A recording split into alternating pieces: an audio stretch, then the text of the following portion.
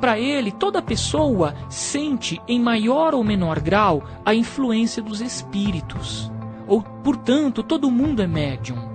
Na visão de Kardec, na classificação espírita, toda pessoa é médium, porque toda pessoa sente em maior ou menor grau a influência dos espíritos. Porém, Kardec chama de médium, propriamente dito, aquelas pessoas cuja faculdade mediúnica está bem caracterizada. Eu vou até ler aqui, faculdade mediúnica, usualmente, porém, essa classificação se aplica somente aos que possuem uma faculdade mediúnica bem caracterizada, que se traduz por efeitos patentes de certa intensidade, o que depende de uma organização mais ou menos sensitiva. Então, olha que interessante, uma organização mais ou menos sensitiva. Quando se fala em organização, a gente está falando de o corpo mesmo, organização biológica, tá? Energética, porque quando a gente fala de mediunidade, a gente fala de chakras. Não existe mediunidade sem envolver um processo de chakras, de energia dentro do fenômeno.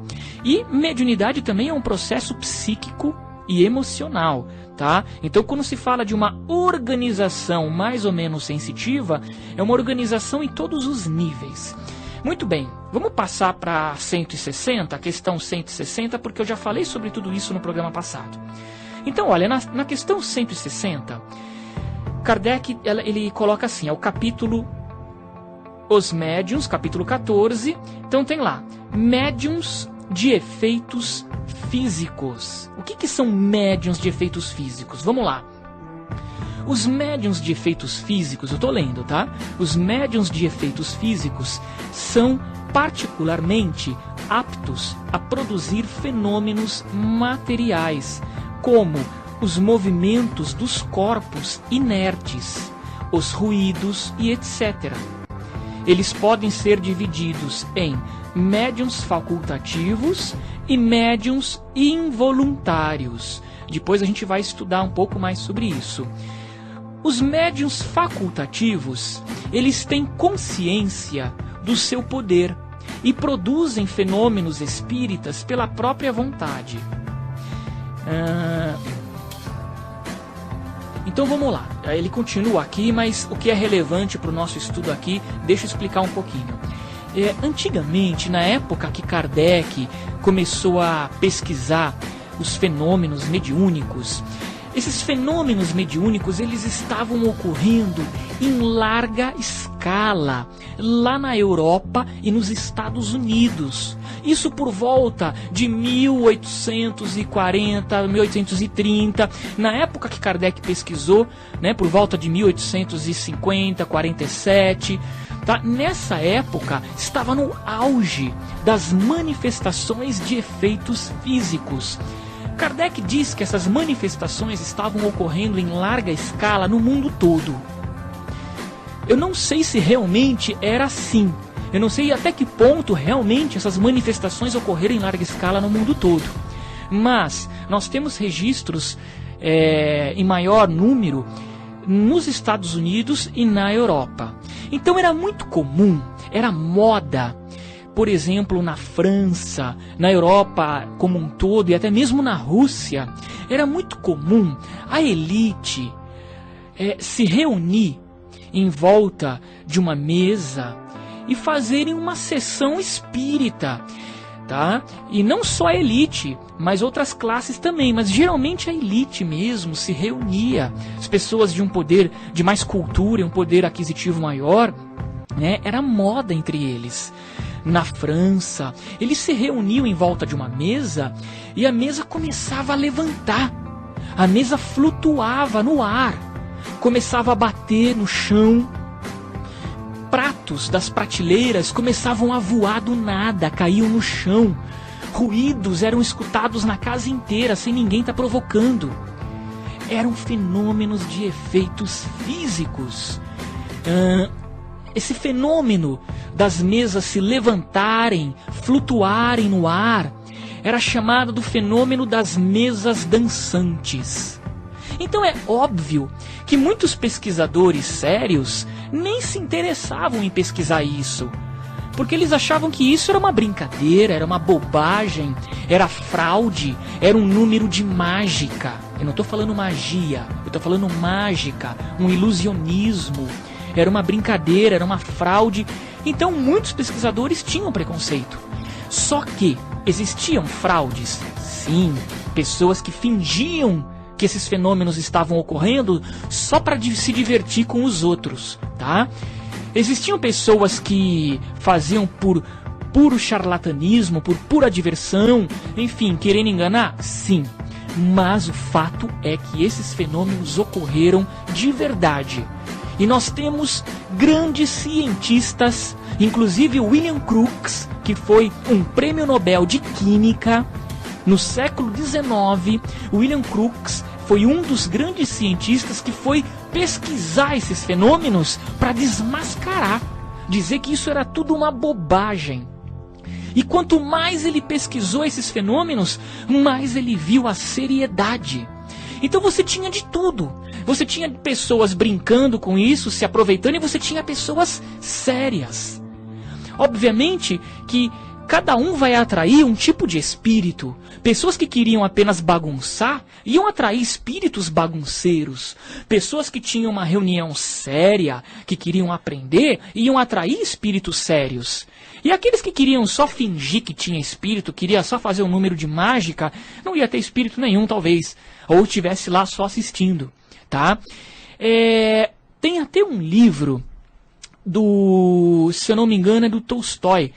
Eu estava lendo no ano passado, Ana Karenina, e nesse romance que se passa na Rússia, em São Petersburgo, a personagem tem determinado momento que eles estão conversando lá na elite, com a família do príncipe, e aí eles falam assim, vamos fazer uma sessão espírita, e aí um outro fala, isso é tudo bobagem, esse negócio de mesa, se levantar. Então, olha que interessante, hein?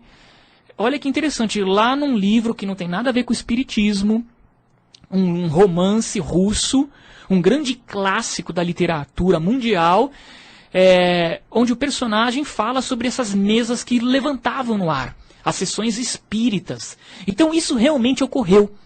Tá? Isso realmente ocorreu. Hoje são fenômenos raros, não ocorre praticamente, ocorre fatos isolados. Ainda ocorre fenômeno de efeitos físicos, mas não como estavam ocorrendo em 1800 e pouco, no século XIX.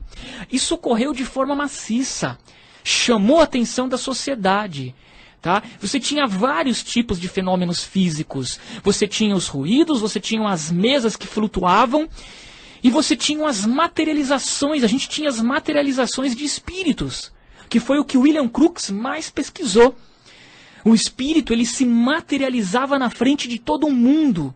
E as pessoas podiam tocar no espírito, podiam apertar a mão desse espírito, fotografar esse espírito, com os recursos da época, é claro.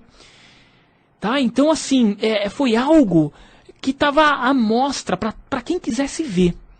Inclusive, foi assim que surge, né, foi dessa forma que surgiu os primeiros ensinamentos do espiritismo e do moderno espiritualismo. Porque antes de surgir a doutrina espírita, codificada por Allan Kardec, nós temos um movimento precursor no século XIX, que é o movimento que Conan Doyle, aquele famoso escritor que criou o personagem Sherlock Holmes, o Conan Doyle, ele escreveu um livro contando a história do moderno espiritualismo. Tá? Onde ele fala dos principais médiuns que nós tivemos, inclusive muito antes do século XIX. Tá? Médiuns que nem existia a doutrina espírita em si, porque a mediunidade é algo da humanidade. Por exemplo, na Grécia era muito comum nós termos os oráculos. Os gregos, eles iam até os templos se consultar com as pitonisas, né, com as sacerdotisas, que eram quem? As médiuns. Tá? Só que eles diziam que eles iriam se consultar com os deuses. Na verdade, eram os espíritos que estavam se manifestando por meio dos oráculos. Nós sempre tivemos a mediunidade, não foi o espiritismo que inventou, não foi a Umbanda. Olha, até mesmo na Bíblia você vê a mediunidade. Por exemplo, não tem aquele rapaz que estava incorporado por espíritos imundos, como diz a Bíblia? E aí chegou Jesus e falou, quem é você? E aí o espírito diz, né, somos legião, somos uma multidão de espíritos. Era uma multidão de espíritos que estava acompanhando aquele rapaz. E Jesus fez o quê? Expulsou aqueles espíritos, expulsou aqueles espíritos que estavam naquele rapaz. Então, isso está na Bíblia. Ah, não eram espíritos, eram demônios. Gente, demônio é uma palavra que vem do grego daimon, que significa o gênio. Era um espírito. Daimon, para o grego, ele era um espírito, era um ser. Tá? Não tem nada a ver com o demônio de chifre, que faz o mal, o senhor das trevas. Essa ideia de que demônio é um senhor do mal, das trevas, isso tudo foi inventado pela Igreja Católica depois, para poder combater o paganismo. Tá? Então demônio não tem nada a ver com o ser das trevas. Demônio vem do daimon, do grego daimon, que é gênio, é um ser. Tá? O próprio Sócrates diz que um daimon acompanhava ele, um demônio acompanhava ele. Agora a gente não sabe se esse demônio era a voz da consciência dele, né? Ou era realmente um espírito que estava acompanhando ele. O Sócrates diz, tem um daimon que me acompanha. Então isso eu estou dizendo para vocês entenderem que a mediunidade é um fato que acompanha a humanidade. E na época que o espiritismo surgiu, o auge era isso, eram fenômenos de efeitos físicos que começaram a ocorrer de forma maciça. Nós temos alguns registros que se tornaram marcos oficiais. São registros que marcam o surgimento do moderno espiritualismo. Então, por exemplo, um dia eu conto aqui para vocês a história das irmãs Fox, lá dos Estados Unidos, de Hydesville.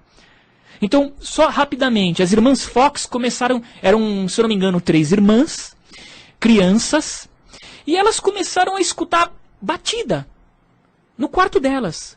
Um barulho, ruídos. E elas começaram a brincar. Ah, é alguém que está aí? Se for sim, bate uma vez. Se for não, bate 2. E elas escutavam um ruído. É homem ou mulher? Se for homem, bate 1. Se for mulher, bate 2. E o ruído ia respondendo. Até que chegou um momento que elas descobriram que o ruído disse para elas foram conversando dessa forma, e chegaram à conclusão de que quem estava se comunicando era um morto, cujos ossos estavam enterrados, se eu não me engano, tá, gente? Eu li isso há muitos anos, e eu vou depois reler para trazer a história direitinho para vocês. Mas se eu não me engano, os ossos estavam enterrados na casa. E aí foram lá e descobriram mesmo que estava lá. Depois obrigaram as irmãs Fox a desmentir tudo, porque elas estavam sofrendo bullying, elas estavam sendo ridicularizadas. Então o que acontece? Ainda que eu não me lembre exatamente da história das irmãs Fox, por que eu resolvi tocar nesse assunto? Para vocês entenderem que o próprio espiritismo ele surge com o sistema de batidas. Então, por exemplo, as pessoas começaram a ouvir batidas, mesas que começavam a flutuar e bater com um pé só no chão. E aí as pessoas começaram a pesquisar. Allan Kardec, quando ele foi pesquisar, na cabeça dele, aquilo ou era uma fraude, ou era um magnetismo, a energia que estava saindo das pessoas na reunião. Tá? Ele achava isso. Os primeiros pesquisadores não achavam nada. Eles foram perguntando, eles foram numa brincadeira. Nossa, tá acontecendo isso com você na tua casa? Ah, tá, na minha tá. Começaram a se reunir e começaram a conversar com essas batidas. Até que em determinado momento, essas batidas começam a se revelar. A se revelar. Não foram os pesquisadores que falaram, gente, são espíritos que estão se comunicando conosco. A alma daqueles que morreram. Não foi isso que aconteceu. Na verdade, os barulhos, os ruídos é que começaram a se revelar. Eles é que se apresentaram. Somos espíritos, a alma daqueles que já morreram. Aí é que começa então a surgir no século XIX, eu estou falando de algo mais recente, eu disse que sempre tivemos a mediunidade. Mas agora eu estou falando recentemente. É aí que surge o moderno espiritualismo aqui no Ocidente. E que, com Allan Kardec, surge uma doutrina específica, chamada de espiritismo. Por quê? Porque Allan Kardec, ele se aproveita dessa comunicação com os espíritos e ele fala, gente, isso é muito sério. Não dá para ficar perdendo tempo com bobagem. Vamos aprender com esses espíritos. E é aí que Kardec começa a fazer perguntas para os espíritos. E com a pergunta e com a resposta, ele monta uma doutrina. Ter sensibilidade enérgica, ou ser considerado um sensitivo, é ter a capacidade de conseguir perceber, ou ser de certo modo afetado por fatores energéticos. Além da possibilidade de perceber essas mesmas sensações em outras pessoas, o modo que energicamente elas também são afetadas por fatores, não necessariamente materiais. Ser sensitivo está muito além de ser unicamente uma pessoa que possua sensibilidade a nível emocional. O conceito da palavra denota muito mais a sutileza com a qual as suas noções de percepção são aguçadas do que a fragilidade. Mas que tal darmos os exemplos nítidos onde podemos notar a sensibilidade, e de certo modo, a predisposição a uma mediunidade mais aflorada em uma pessoa? 1. Conhecimento. Pessoas consideradas sensitivas, sabem das coisas às vezes sem sequer ser comentado algo com elas. É bastante comum os relatos de descrições perfeitas de situações, ocorridas mesmo à distância, que essas pessoas de mediunidade mais expandida, conseguirem palpitar a respeito. 2. Indisposição. Há momentos longos em locais públicos ou movimentados, devido à facilidade dessas pessoas em sentirem as energias alheias, e até mesmo serem afetadas por elas. Os empatas evitam lugares movimentados como shoppings, estádios de futebol e qualquer grande aglomeração de pessoas. 3. Eles realmente sentem as suas emoções, tanto positivas quanto negativas, e tomam elas para si. Sensitivos carregam o fardo de se sentirem contagiados pelo estado de espírito transmitido pelas pessoas ao qual eles entram em contato. Se você se sente assim, a probabilidade de você ter predisposição para a mediunidade é bem alta. 4. Não assistem violência na TV, nem em meios de comunicação. Por motivos óbvios e já citados anteriormente. 5. Eles sabem quando alguém está tentando ser desonesto com eles. Bem, eles simplesmente sabem. Mesmo às vezes optando por não querer crer em verdades, no fundo eles sabem quando estão sendo feitos de bobo, ou quando tentam passá-los para trás. 6. Geralmente têm predisposição a problemas estomacais. São atribuídas a pessoas empatas ou sensitivas uma série de problemas na região abdominal, pois é onde se localiza o chakra do plexo solar, e que é conhecido como a sede das emoções. Destacam-se as gastrites e úlceras estomacais. 7. Possuem a personalidade voltada para algum vício. Seja em álcool, ou em nicotina, em algumas drogas, e até mesmo em práticas sexuais constantes. As pessoas com a mediunidade mais elevada são constantemente testadas com esse tipo de provações e nem sempre elas possuem êxito. 8. Criatividade acima da média. São extremamente aptos para algumas coisas que envolvam a criação, tanto a arte, quanto a dança, escrita, desenho e até mesmo áreas de criação de organizações empresariais. 9. Geralmente amam e protegem, e muito, a natureza. Na maioria das vezes são aqueles que se envolvem com organizações de proteção aos animais, ou mesmo alguma vez na vida, e se envolvem com projetos filantrópicos. 10. Necessidade da solidão. Nem que seja por algumas horas durante um dia, semana, mês. Tudo depende do estado vibracional que aquela pessoa se encontra. Mas geralmente, pessoas com a sensibilidade à flor da pele, necessitam da solidão, na maioria das vezes, para chegarem a soluções de problemas emblemáticos. 11. Possuem sede de conhecimento. Pode olhar que aquele coleguinha da sala, que mais pergunta à professora, é o que tem mais predisposição. 12.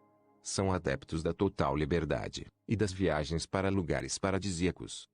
Não precisa nem explicar muito. Como são pessoas aptas a captarem energias das coisas, optam por lugares que lhes transmitam a paz de espírito necessárias, e que fomentem a sede por liberdade que elas possuem.